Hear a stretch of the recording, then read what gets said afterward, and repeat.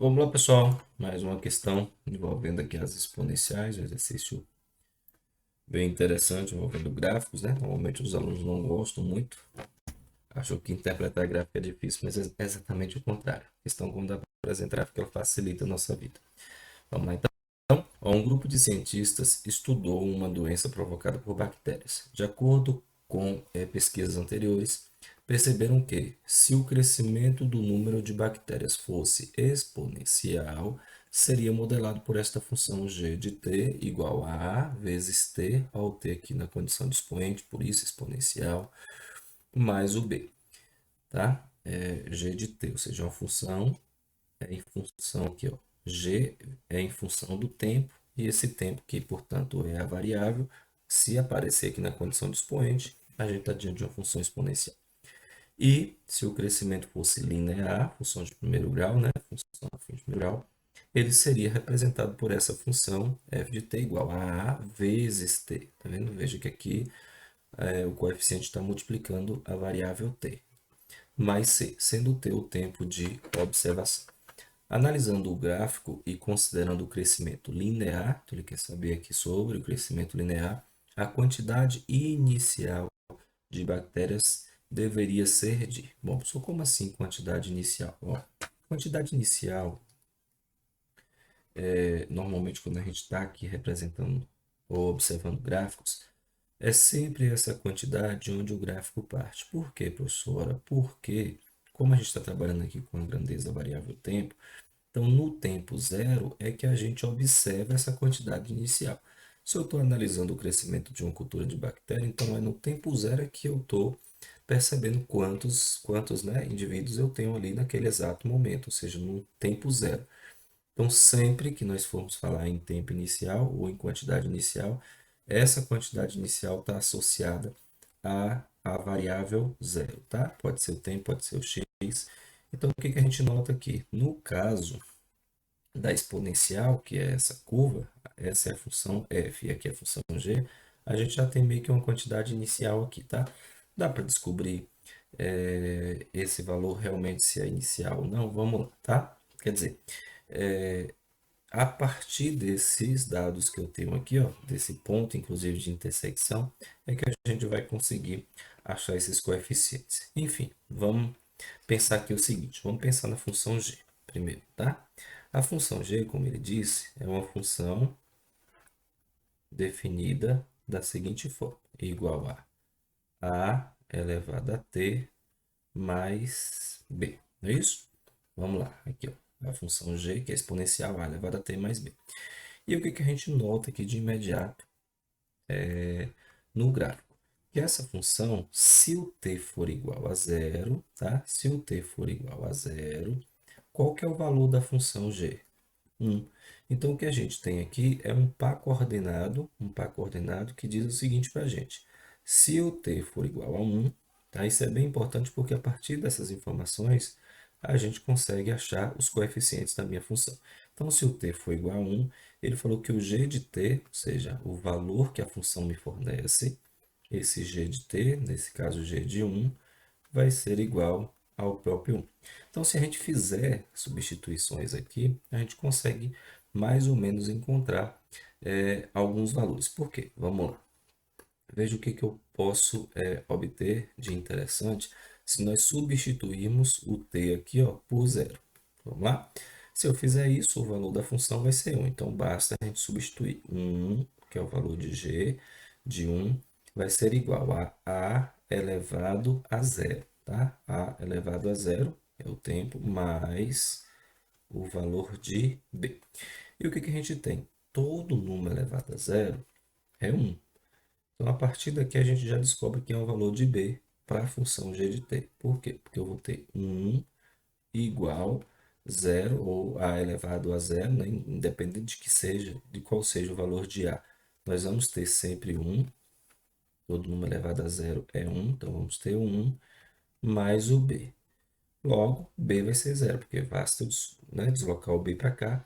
A gente já acha, portanto, o valor de b para essa nossa função, tá bom? Então, aliás, aqui é zero, né, professor? Que vai passar para cá diminuindo, vai dar zero. Então, b vale zero. logo a minha função g de t vai ficar g de t igual a elevado a t. O b é zero, como a gente calculou aqui. Isso acaba aqui facilitando daqui a pouco nas demais contas, tá bom? Bom, essa já é uma informação importante. Já achamos o valor de b. E agora a gente vai tentar achar o valor de a para essa função. Como assim achar o valor de a, professor? Ora, veja que agora eu tenho esse ponto aqui, olha. Esse ponto é um ponto em que a função g, e aliás é um ponto comum entre g e f, mas olhando aqui só a g, o que que a gente nota? Que quando o tempo for 4, a g responde para a gente com que resultado? 256.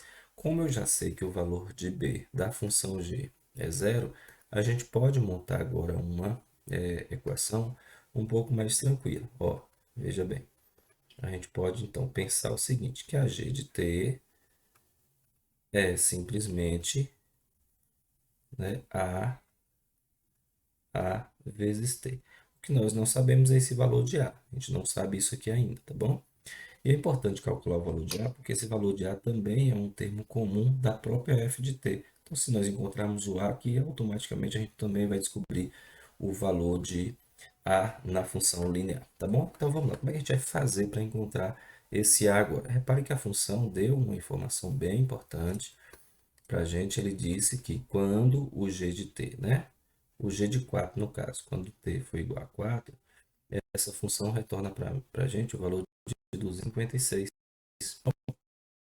É a substituição que nós vamos conseguir encontrar o valor de A. Porque, ó, quem que é o T? 4. Quem que é o G de T? 256. Então, 256 igual a A elevado a 4. Essa expressão diz para a gente o seguinte, que existe um número que, quando eu elevo a 4, o resultado dá 256, tá? Uma maneira de a gente responder aqui é tentar encontrar um valor do lado de cá com o mesmo expoente do outro lado. E esse número, se a gente analisar bem, é o 4, né? Porque 4 vezes 4 dá 16, 16 vezes 4 dá 64, e 64 vezes 4 dá 256. Então, a gente conclui aqui o seguinte, ó, que esse número fatorado a partir de um mesmo expoente, vamos ter o valor de 4, ó, 4 elevado à quarta potência igual a elevado também à quarta potência. Então, repare que eu procurei expoentes iguais. Como os expoentes são iguais, eu posso concluir que o valor de A é igual a 4. Eu não entendi essa resolução, não. Se você não entendeu, a gente pode fazer o seguinte, ó. A gente pode passar para cá, tirando a raiz. Como seria esse valor de A? Esse valor de A seria a raiz quarta, né? A raiz quarta de 256. Aí você ia procurar um número cuja raiz quarta seja compatível aqui. Ou seja, será que esse número tem uma raiz quarta exata? E se você precisar, você faz aqui uma fatoração do lado, né? Faz uma fatoraçãozinha que, se for um número exato, certamente nós vamos encontrar. No caso, raiz quarta exata. 256, isso aqui vai a 2, dá 128. Isso aqui vai a 2, 64, a 2, 32, a 2, 16, a 2, 8, a 2, 4, a 2, 2 e a 2, 1. Se a gente notar aqui, ó, 4, 4, 4 e 4, ou seja, o 4 aparece, nesse caso, 4 vezes, né? Se eu fizer 2 vezes 2, 4, então eu vou ter, nesse caso, 2, no caso, a 8. Mas se eu agrupar de 4 em 4, que é o que me interessa, nós vamos conseguir encontrar esse valor também. Se você preferir, você pode fazer assim, ó. Vai ficar 2 elevado a 8, né? E aqui nós temos o 4. Como o 8 e o 4 são simplificáveis, vai sair 2 elevado ao quadrado. E 2 elevado ao quadrado também é 4, certo? Então, de qualquer forma, a gente encontra aí o valor de A, e esse valor de A, portanto, vale 4. Com esse resultado, a gente já consegue agora partir para a função f de t, que a função f de t, ela é uma função linear, tá? Esse valor aqui nós já descobrimos, e basta achar o valor de C, que é exatamente o que o examinador quer, tá? Professor, ficou fácil então, né? Porque esse ponto aqui é um ponto em comum, sim. Como a função f, como a função f de t é uma função de primeiro grau, definida como at mais c, se eu substituir o t igual a 4, o valor da função é 256. Como eu já sei o valor de a, aí fica tudo mais fácil, porque veja, 256 é igual a A, que nós calculamos vale 4, 4 vezes 4, que está aqui, mais o valor de C, que é o que nos interessa. 256 igual a 16 mais o C. Passando para cá diminuindo, vamos ter que C vale 240. E é exatamente esse aqui o resultado que o exercício quer. Ele está perguntando para a gente qual é o valor inicial aqui, olha, da cultura de bactéria, no caso de essa expressão será se o crescimento for linear. Então, aqui, no caso, é o valor de C. C, como eu disse a vocês, esse valor inicial.